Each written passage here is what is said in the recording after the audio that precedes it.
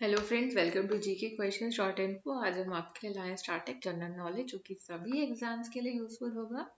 जिसका text version और PDF with other courses आपको हमारी website GK question short info पर मिल जाएगी, जिसका लिंक डिस्क्रिप्शन बॉक्स में गिवन है। और आप हमारे टेलीग्राम चैनल जीके क्वेश्चंस को भी ज्वाइन कर सकते हैं। सो आज का लेक्चर स्टार्ट करते हैं।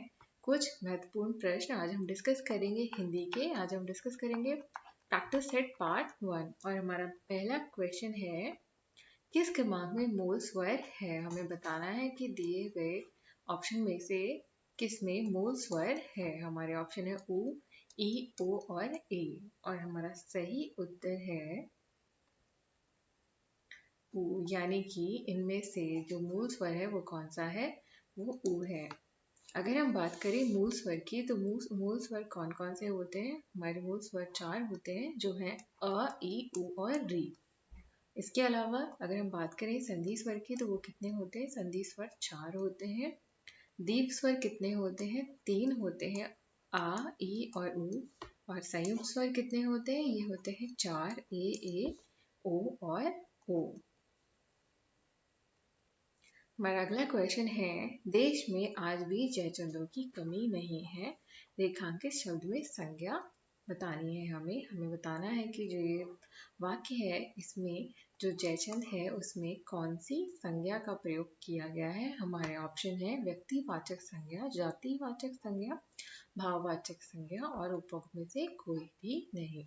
और हमारा सही उत्तर है जातिवाचक संज्ञा, यानी कि देश में आज भी जयचंदों की कमी नहीं है। इसमें जो जयचंद शब्द है उसमें जातिवाचक संज्ञा का प्रयोग हुआ है, या ये जो शब्द है वो जातिवाचक संज्ञा का एग्जाम्पल है।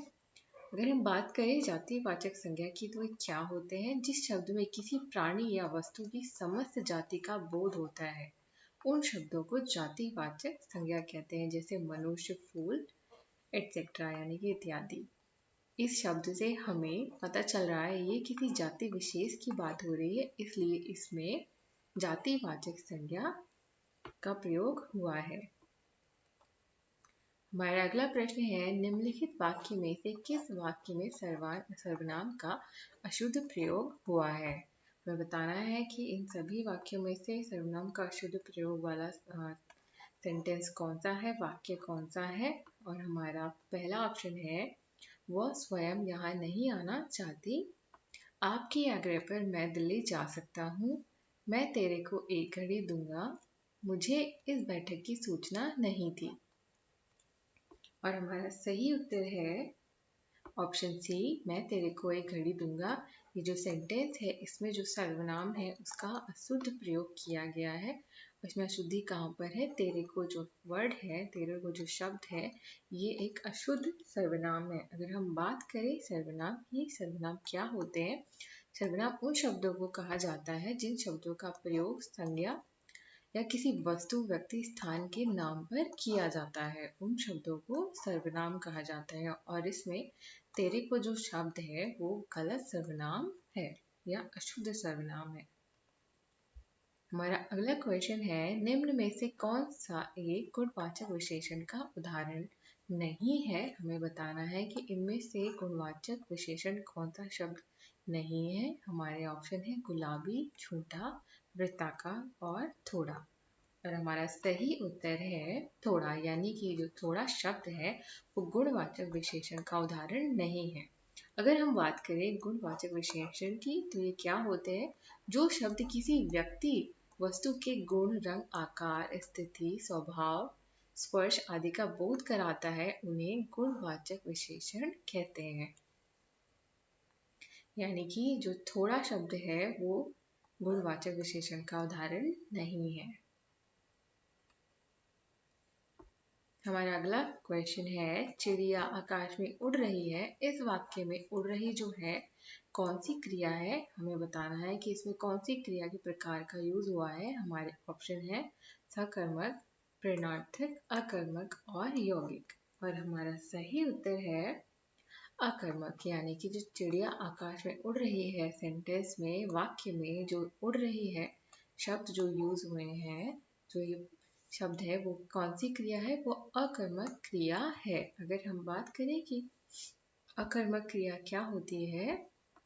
जिन शब्दों को किसी कार्य का करने या होने को व्यक्त किया जाता है उन्हें क्रिया कहते हैं। जैसे रोया, खाया, इन सबको क्या कहते हैं? क्रिया कहते हैं। और अकर्मक क्रिया क्या है? जब क्रिया में कर्म का प्रयोग किए बिना ही वाक्य को पूर्ण स्पष्ट कर दिया जाता है, भाव बता दिया जाता है पूर्ण तरह से, तो उसको क्या कहते हैं? अकर्मक क्रिया कहते हैं। यानी कि अगर हम कर्म का प्रयोग किए बिना ही उसको, सेंटेंस को या वाक्य को, उसका भाव बिना कर्म के यूज के ही अगर हम वाक्य को कंप्लीट कर देते हैं, उसका भाव जो है उसको स्पष्ट कर देते हैं, तो उसको अकर्मक क्रिया कहते हैं। यानी कि जो चिड़िया आकाश में उड़ रही है, ये जो सेंटेंस है उसमें उड़ रही जो है वो अकर्मक क्रिया है। इसमें हमें कर्म की जरूरत नहीं पड़ी, इसके बिना ही हमारा जो भाव है उसको स्पष्ट कर दिया गया है, इसलिए ये अकर्मक क्रिया है। हमारा अगला क्वेश्चन है, भूतकाल के कितने प्रकार होते हैं? हमारे ऑप्शन है 4, 6, 5 और 7। और हमारा सही उत्तर है 6। भूतकाल जो है वो 6 प्रकार के होते हैं। अगर हम बात करें तो वो कौन कौन से होते हैं? हमारा पहला भाग है सामान्य भूत, दूसरा है आसन भूत, तीसरा है पूर्ण भूत, चौथा है अपूर्ण भूत, और पांचवा है संदिग्ध भूत, और छठा है हेतुमत भूत। यानी कि ये जो 6 भेद हैं, भूतकाल के कितने प्रकार होते हैं? 6 प्रकार होते हैं, 6 भेद होते हैं। हमारा अगला क्वेश्चन है, संबंध कारक का कार्य हमें बताना है कि संबंध जो कारक है उसका कार्य क्या होता है। हमारा ऑप्शन है, कर्ता और कर्म के बीच का संबंध बताना, संज्ञा और सर्वनाम के बीच का संबंध बताना, कर्ता और क्रिया के बीच का संबंध बताना, कारकों के बीच का आपसी संबंध बताना। और हमारा सही उत्तर है संज्ञा और सर्वनाम के बीच का संबंध बताना। यानी कि जो संबंध कारक है उसका क्या कार्य होता है? संज्ञा और सर्वनाम के बीच का संबंध बताना उसका कार्य होता है। वाक्य में जिस पद में किसी वस्तु, व्यक्ति या पदार्थ को दूसरे व्यक्ति, वस्तु या पदार्थ के साथ संबंध प्रकट करता है उसको संबंध कारक कहते हैं, या वो संबंध कारक कहलाता है। यानी कि जब किसी एक वस्तु को या व्यक्ति या पदार्थ को दूसरे के साथ उसका संबंध प्रकट किया जाता है तो वो संबंध कारक कहलाता है। हमारा अगला प्रश्न है, हिंदी में शब्दों का लिंग निर्धारण किसके आधार पर किया जाता है? हमें ये बताना है। हमारे ऑप्शन है संज्ञा, सर्वनाम, क्रिया और प्रत्यय। और हमारा सही उत्तर है संज्ञा।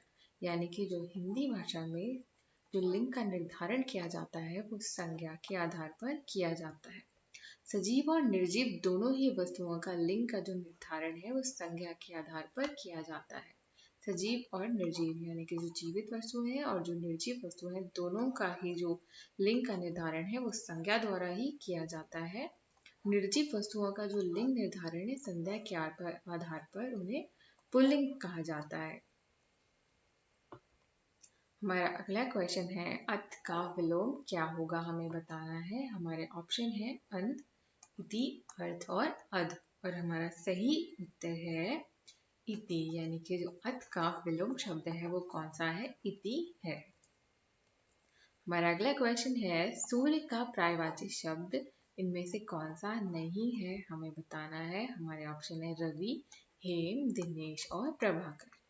तो हमारा सही उत्तर है हेम। यानी कि जो सूर्य का पर्यायवाची नहीं है वो कौन सा नहीं है?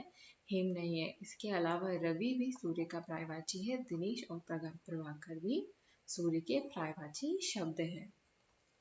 Thanks for watching guys. अगर आपको हमारा लेक्चर पसंद आता है तो प्लीज़ इसे लाइक करें और हमारे चैनल को सब्सक्राइब करना ना भूलें। Thanks for watching.